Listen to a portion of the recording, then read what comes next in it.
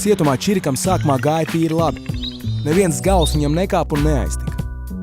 Laikam ejot, Čiriks arvien vairāk ieklausījās ieslodzītos stāstos par dzīvi ārpusē un to, cik viegli atkal tikt atpakaļ aiz reistēm. Kamerā sēdēja vecais Alberts, kurš gandrīz visu mūžu bija pavadījis ieslodzījumā.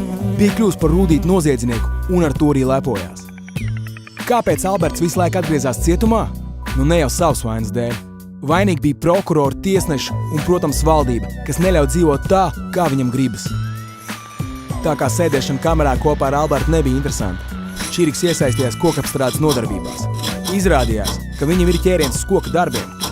Tā bija iespēja iziet no kameras, satikt citus cilvēkus, arī cietumā pieejamos skolotājus. Tā kā Čiriks bija atvērts sadarbībai, cietuma darbinieki viņam ļoti palīdzēja un vedināja pārdomāt, vai tiešām vēlas kļūt par vēl vienu Albertu. Puisis izvēlējās citu ceļu, izmantojot visas cietumā piedāvātās iespējas.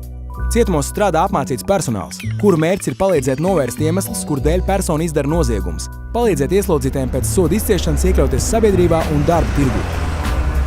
Pēc cietuma darbinieku ieteikuma Čiriks pieteicās anonimo alkoholiķu grupā. Paralēli tam viņš iestājās skolā un cītīgi mācījās. Nokārtoja vidusskolas eksāmenus un apgūva galdnieku profesiju. Ar viņu strādāja arī psihologs un brīvprātīgie. Tikmēr puiša trešais kameras biedrs, kurš sākumā nesaprata nevienu vārdu latviski, apmeklēja latviešu valodas kursus. Čiriks sāk strādāt par galdnieku uzņēmumā, kas piedāvā darba vietu cietumos un saņēma algu. Katru rītu viņš devās darbu un tikai vakarā atgriezās savā kamerā.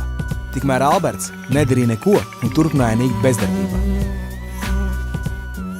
Bruno cietumā varēja izvēlēties divus ceļus.